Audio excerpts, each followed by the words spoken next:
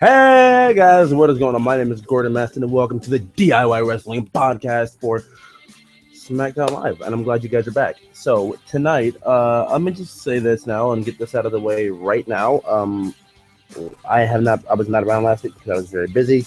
If you didn't hear that on the NXT version of the podcast last week, or which underground version of the podcast last week, and if you also don't know and you heard what NXT, yeah, I'm doing an NXT DIY Wrestling podcast now. Because why the fuck not? Well, I'm bringing NXT back because you guys know I did NXT reviews for a period of time, and I mean, why the fuck not? Let's bring it back, baby. So what we're gonna do here is we're gonna go over Smackdown Live. It was a really enjoyable show tonight. I hope you guys know I did not able to get to watch it live, so I was not live tweeting.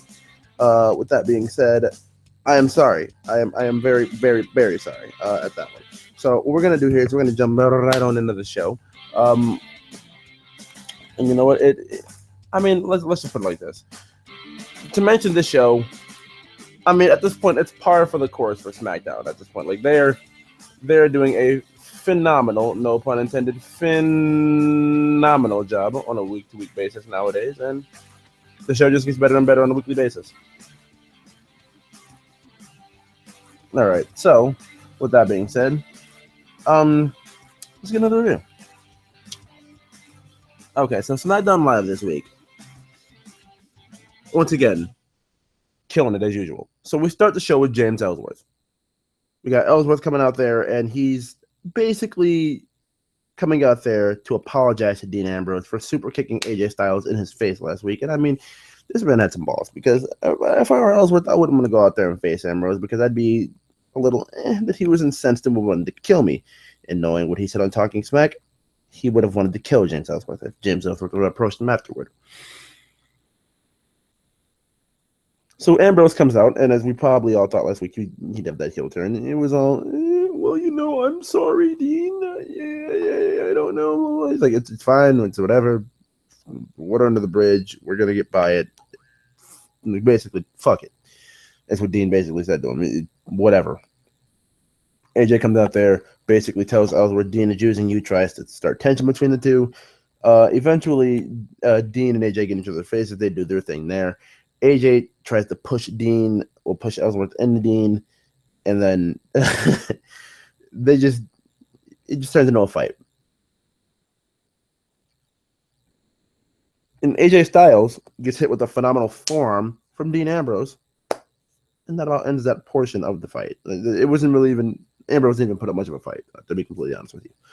So after that whole little finagling shebang thing was done with, we come into a match here with Kane versus Randy Orton, and this is no disqualification. And so Kane, being the dumbass he is probably just thinking, you know, I'm the big red machine. They won't come out there and mess with me. The Wyatts won't come out. They know this is strictly in between me and Randy. So, being the dumbass that Kane is, he goes out there. The Wyatts are going to come out. The Wyatts fucking come out. The Wyatts come out, and they basically fucking kick Kane's shit in. Kane considerably fought valiantly for a little bit, and then got completely taken out. So, as with that being said, Kane, basically loses to Randy here. And what it honestly looks like is that Randy will eventually turn on the Wyatts. It looks pretty fucking obvious to me that Randy will turn on the Wyatts. And it's going to be like Randy Orton playing the ultimate mind game on Bray Wyatt, who thinks he's the master of the mind game.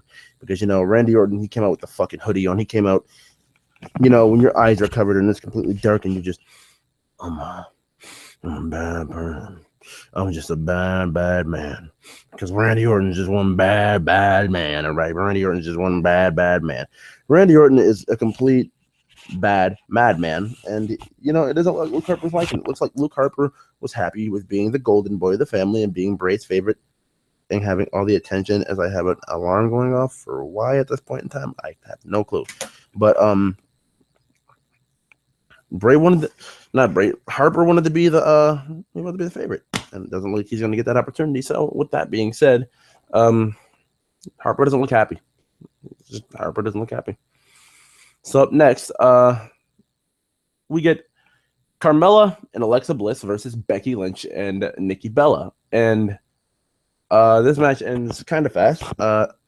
And you know, I know a lot of people say, "Oh, well, you can kind of tell." Well, you can't kind of tell when matches are gonna end like this. The way this one ended, it was rather quick. Not gonna lie to you. And Alexa Bliss DDT's Becky Lynch after what commentary told us was raking the eyes, even though like Alexa had her hands all over the place, so it wouldn't really look like you seen her raking the eyes, but you can kind of tell it's just like, oh, I'm gonna just like scratch around your face. I'm gonna call it raking the eyes, right? So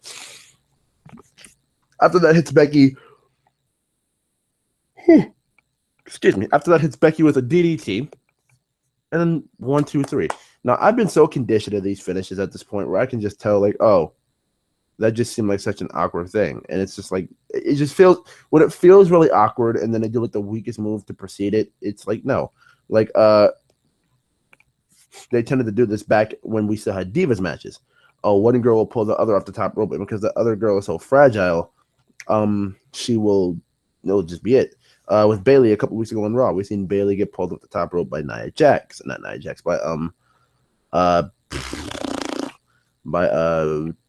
Dana Brooke, and she just got 1, 2, 3 pin like that, and it's just like, why? Like, tell me the point, because like I just don't, I don't see a reason fit for it. Like, it's just completely stupid to me. I don't know, but like stuff like this to me, it's just like I'm not a fan of it, but at least it gets Alexa a dirty one, so it is what it is. I don't have a little bit of a problem with it. And after this, we get Natalya in the GM's office, and she's telling Daniel Bryan she wants to be the captain for Team Smackdown on the women's side. So it looks like Natalya's completely taking a whole fucking face turn. Like, she's like, oh, I was like mad at Becky Lynch because people appreciated Becky and not me for like a couple months. Becky beat me. I was just, you know, I was cool. I hated Carmella. Then I liked her. Then like it just seems like Natalya's going through a bunch of mood swings at this point. Like, it seems like Natalya, she's been around a while. It just feels like Natalya's going through menopause at this point. Like, it feels like Natalya's going through menopause at this point, dude. In all honesty. Okay, so, but she's in a good mood at this point, so we're safe right now. But she didn't wrestle tonight, and she didn't do the pose, and she didn't do the scream. So we don't know what day it is this week. I was looking forward to Natalya telling me what day it is. I don't know. Maybe I'll figure that out tomorrow. I'll just check the WWE Network, and I'll check El Rey all day, maybe at 8 o'clock for Lucha Underground or the network for NXT, and maybe I'll know it's Wednesday. But Natalya didn't scream and tell us, it is Tuesday, my dudes. Yeah! Like, she obviously doesn't say that it's Tuesday part, but when she screams, it's like her being happy that she knows it's fucking Tuesday, my dude. Okay, so with that being said, we're going to move it on forward here. Okay, so yeah. So up next, let me go back and look at this here because I believe I know it's next, but I don't want to be wrong about it.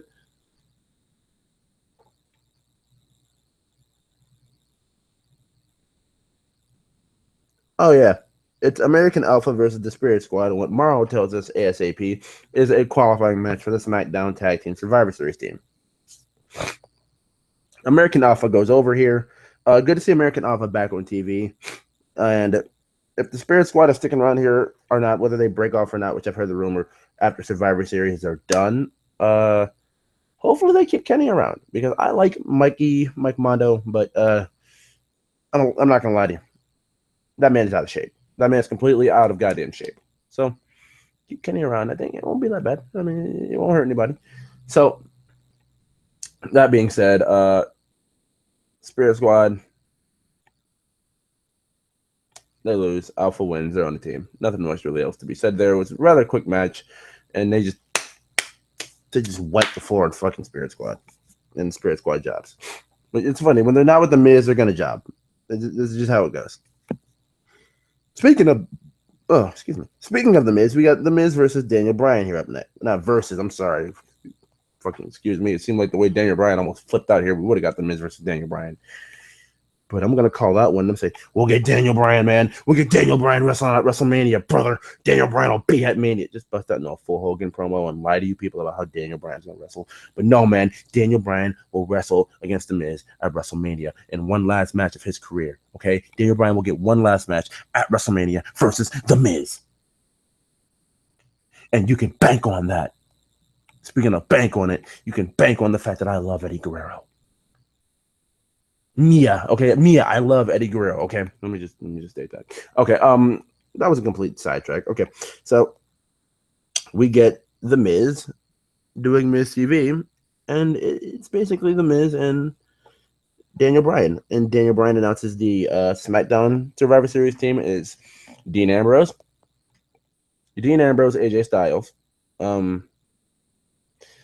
Bray Wyatt, Randy Orton.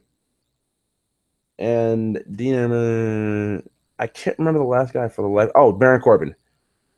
And that's the team. And like when Daniel Bryan announced the last guy, and he said it was Baron Corbin, the Miz got so fucking butthurt. And he's like, you just wanted to mess with me, didn't you? He's like, you didn't consider me. Eventually, Daniel Bryan tells him, yeah, we considered you. But, I mean, we need somebody who's ready to fight on our terms, not on their own, and be in it for themselves. And the Miz is in it for himself.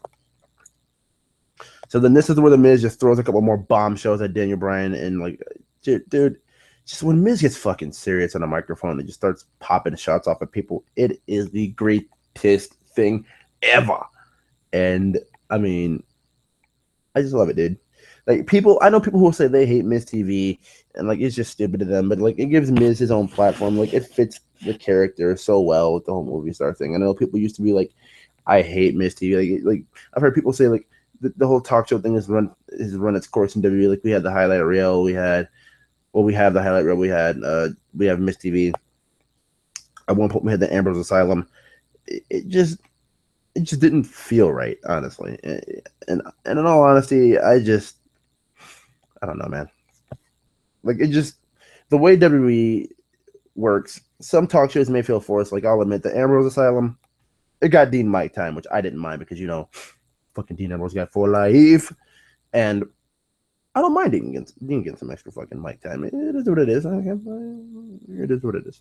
Now, with that being said, what I do mind, sadly, what I don't, you know what I mean, but I can agree that those talk shows have run stale. But what I feel about Miz TV is perfect for the Miz's gimmick.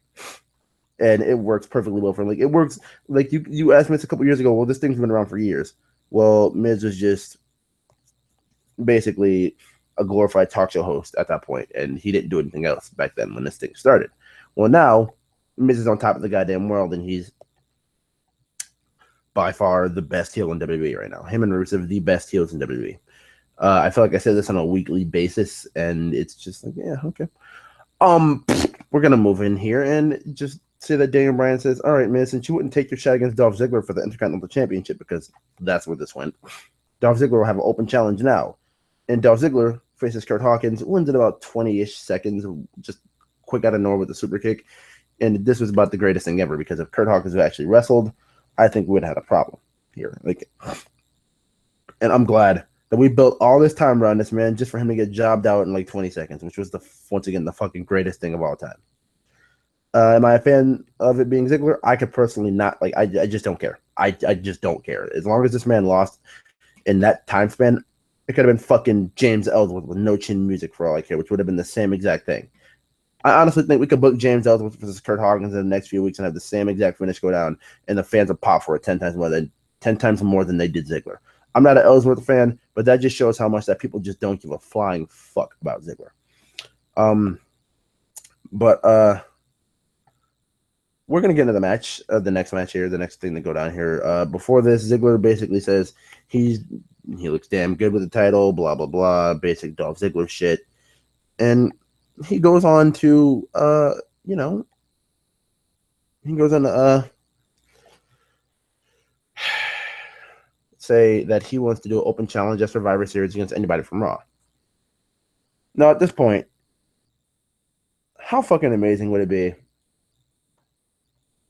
if Braun Strowman wasn't already in a feud? Like, it wasn't already in the Raw 5-on-5 Survivor Series match. Braun Strowman just comes out, beats this man's ass, and takes the title back to Raw. It'd just be fucking awesome for me to just see Dolph get his ass beat. That just might be me being the person, just personally just hating on Dolph Ziggler. I just don't care. I'm sick of the dude, honestly. So, yeah. Up next, we get the Headbangers versus oh my god, the Headbangers in 2016, dude. What a fucking year.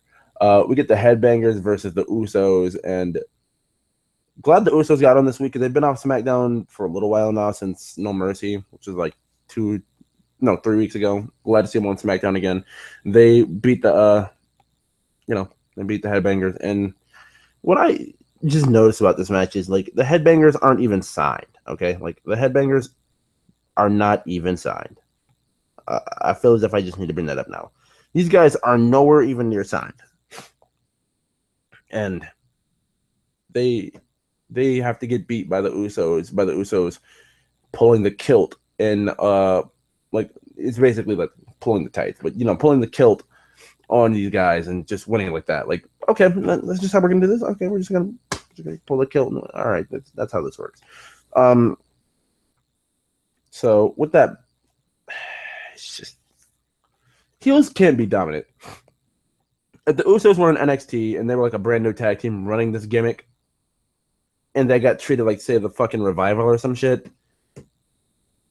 they'd be winning every match fucking clean. It's like, we'll cheat to win some of our matches because we're heels. We do have to maintain heat, but we'd be fucking dominant. And when we lose, it'd be a big fucking deal. With the Usos, or any heel in WWE, you're either a chicken shit or a monster heel. You're a monster heel and it runs dry. You're a chicken shit. You get your comeuppance and no one cares about you eventually, unless you're like really interesting and you can keep that shit up.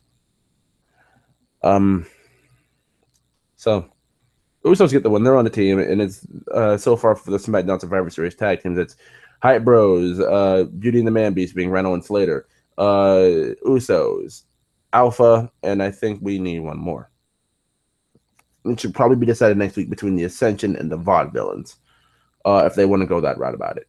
And to be completely honest with you, I'm rooting for the Ascension because, in all honesty, with the way the Ascension have been treated on the main roster, I've gone back and watched some of their NXT shit from their run as champs, creating total annihilation. And no, I didn't do that right. Total annihilation, and it. Oh, fucking guys deserve so much better. They really do. Especially fucking Victor. It boggles the mind how they fucking fumble the Ascension, to be completely honest, looking back now. But hey, if they do the Ascension versus the Vaudevillains, I'll root for the Ascension to win just so they can fucking probably get jobbed out in about 30 seconds to Enzo and Cass, with Enzo doing the fucking DDG to one of them. So, yeah. Up next, we have the Wyatts backstage. Randy Orton now being a Wyatt. They cut this promo about how Randy Orton's been fighting this devil, and he has to hood up once again. Like, how he's been fighting this devil for years. And Bray talks about how Randy's been a snake. And we look deep into Randy's eyes, and like this glimmer of light, which is supposed to be like a flame in his eyes, like a flame in his soul, burning to be evil. Like, oh my God, Randy Orton. Like, you put a light in an animal's eyes, and their eyes like glow, and like they have this like glowing, like just like you're amazed by it. That's what it was like here, and it was just completely stupid to me, honestly. So, I'm not even gonna call it stupid. It's just like I see Randy eventually turning on Bray, and Bray never sees these things coming. So, like, until it's evident to me that they're gonna stick to this, which I would hope they would, it's pointless. Honestly, it's just pointless. Okay, so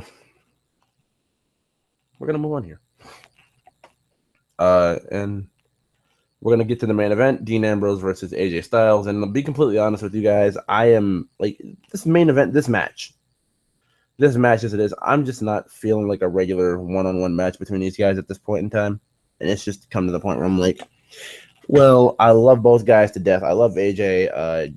No matter what, this man will always put on great matches. I'm not even going to go there with the pun. And I just, Ambrose, you guys know how I fucking feel. My favorite in the company. Some may feel like, fucking why, bro? Fuck off.